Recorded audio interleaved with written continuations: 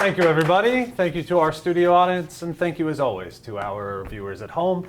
Welcome to another edition of the IB Film Show. I, as always, am your host, Mr. Shotwell, and I'm here in the studio today with Film Fish Pictures. They've just wrapped up their most recent production. The name of the picture again, guys, is? Dead Man Watching. Dead Man Watching. Beautiful. And to my left is the picture's editor, Max Mena. Hi. Thank you for coming, Max. To Max's left is the picture's cinematographer, Mel Lopez. And sitting immediately to Mel's left is the picture's director, Connor Stack. Thank you for joining us again. So it's an interesting film. It's, I think, maybe the most artistic undertaking that you guys have done together in your couple of years together in IB Film, and a great culmination of a lot of the things that you all have collectively learned and practiced over these past couple of years. Max, I wanted to, before we watch it, start with you in asking you specifically about, so it's a non-linear narrative, right, that features a lot of flashback sequences. Mm-hmm. And I know from your planning that you thought a lot about how to differentiate those flashback sequences from each other and how you wanted to approach them in editing. So what exactly inspired the different colorations of the flashback sequences? Well, originally I started out as inspiration from Forrest Gump and how it uses the TV sequences. Every time we have a TV sequence, it's a little bit different, portraying how it evolves over time. I tried doing a bit of a similar thing, but it ended up falling through, so I ended up going with coloration. And for a lot of coloration, I took specific inspiration from several films. Like, for the first one, I thought of that one scene in Willy Wonka and the Chocolate Factory where Charlie gets home and there's all these grays in the house. Yeah, okay, interesting. I noticed too that from the rough cut to the final cut, that you made some alterations in the way that you colored those flashbacks? Yeah. For the first one, I think that's where the biggest change is evident. Yeah. We originally had a really blue screen, but I decided that wasn't really the tone we wanted. We wanted it to be sad, but definitely a few days after it had happened. I see. So while he's still on the way to recovery, it's not all mopey and sad. So you brightened it up a little bit? Yes. Neat. Cool. Yeah, I thought that was an interesting change too. It made a lot of sense. Mel, the cinematographer. And you've got a lot of experience. You have a photo background, and you've been doing cinematography and film for quite a while. So I thought it was an interesting choice here to kind of choose the role for your final statement as an IB Film student too. Could you discuss a couple of examples of particular cinematography decisions in the film that you were maybe most proud of? Well, throughout the film, especially during the conversations, I kept it really simple with a simple shot reverse shot technique.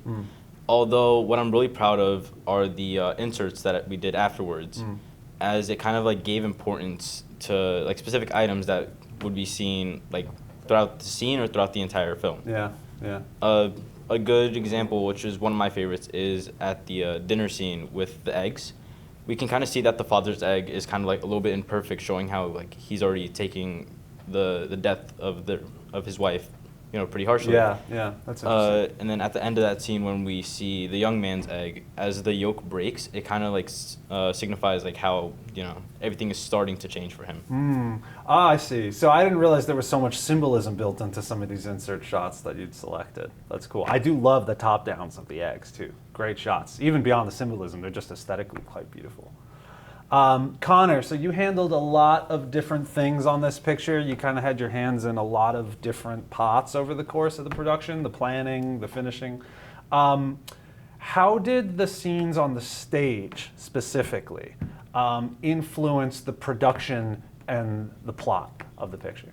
Yeah, so originally we were going to go in a sort of horror direction with our final film, but as we kind of built up our inspirations, West Side Story, Fantasia, with the music that came out of these scenes, a big part of the plot that I came up with was the play Our Town. Oh, okay. And in the third act of that, they focus a lot on monologues about death from dead characters, and that was what kind of spurred the use of our own stage as this sort of metaphysical undeath sort of realm that this character kind of, watches his memories. So while the memories themselves kind of show this nonlinear storytelling, you also have this sort of main story going on with the now dead character trying to come to terms come to terms with his the flaws. like, flaws of his past, right? Exactly, yeah. I see. That he Interesting. sees in his past self. So, yeah. can I ask you, why did you choose for this like metaphysical undeath? Why a stage of all places? Stage, I feel, just theater in particular is this sort of like primal art of storytelling.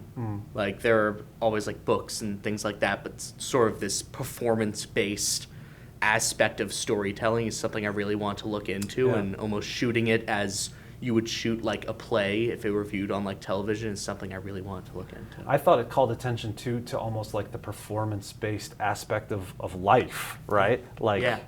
in its final moments, it's kind of all a production. And Yeah. I just thought that was very interesting. So before we check it out, this will be the last film that each of you completes as IB Film students before you head off to the next chapter of your lives. And I wanted to give you a chance here before we check it out to think about this question. What sort of a filmmaker would you consider yourself to be right now at this moment, and how do you think that's reflected in this final film? We can start with Max and work down the line.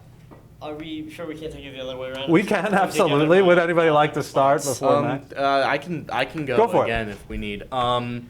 I'd say, at least I'd hope, a creative. We had to roll with a lot of punches during this between cold weather and sometimes people going on vacation and changing things around. I'd say one of the big parts of doing this actual film was all the pieces that we had to put into it, between the props, the characters, the location scouting.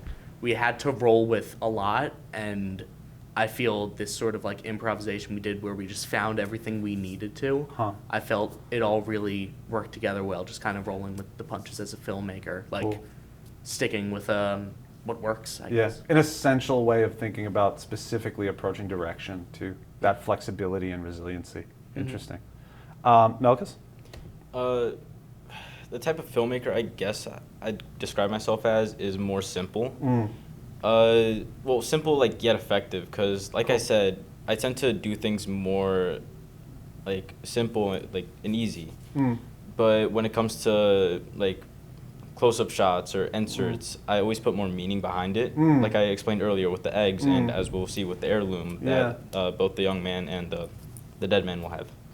Yeah, so some real like subtlety of meaning, I think. That's interesting. It's a great example of that. You can answer or pass if you want, I Max. can answer now. I originally wanted to say that I was a good filmmaker, but I love it. but I don't think that's quite what I want to say with how this film turned out. I want to say that I'm more like a colorful filmmaker I see. with like the coloration of the theater scenes, the flashbacks, and sort of the construction of it. I mean, color is put to use really creatively in a lot of your stuff, but definitely in this one. So I think this is a really good sort of final statement in that regard of your like how you think about color and use it, like Melkus metaphorically and symbolically in a lot of ways too. Great, should we check it out? Yeah. Awesome. All right, so without further ado, Dead Man Watching. We hope you enjoy.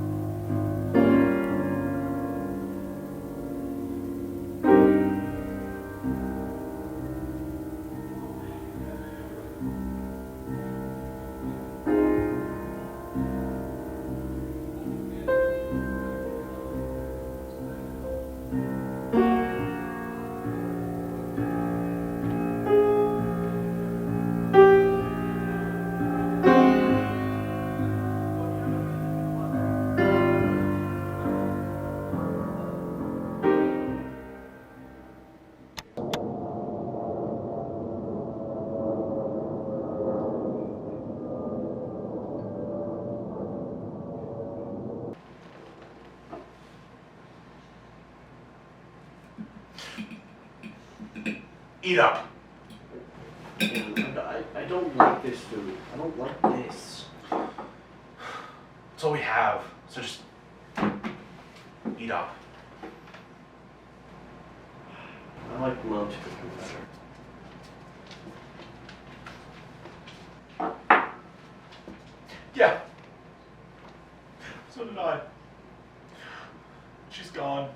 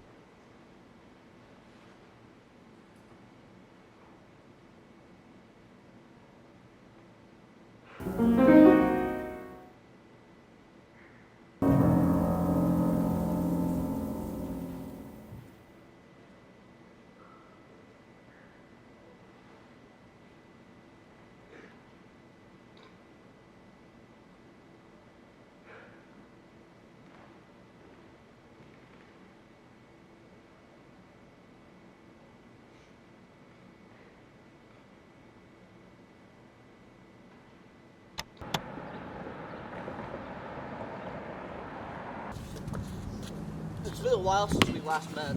Yeah, I'm sorry. I've been going through personal things. We just want to talk with you, man. I, We're worried. I mean, just so you don't know. be. I'll get back on my feet eventually. Just give me some time. That's what my dad says anyways. Whatever you say, man.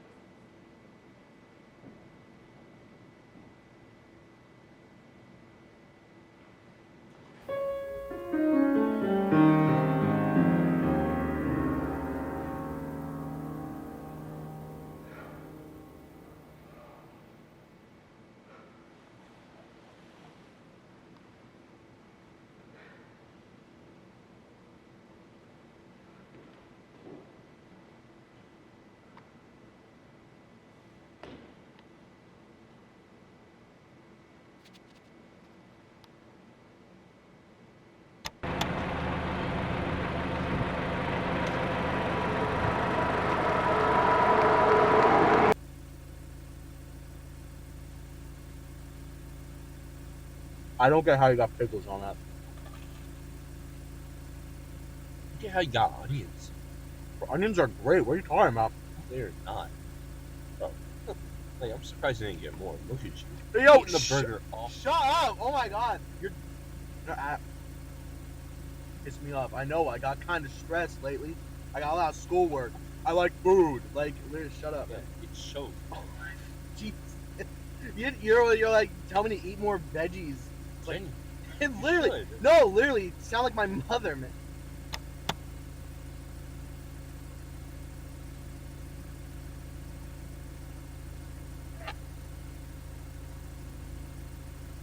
What's that? It's a heirloom from my mom. Yeah, Dad gave it to me. Cool. Yeah. Just wonder how he is now, you know.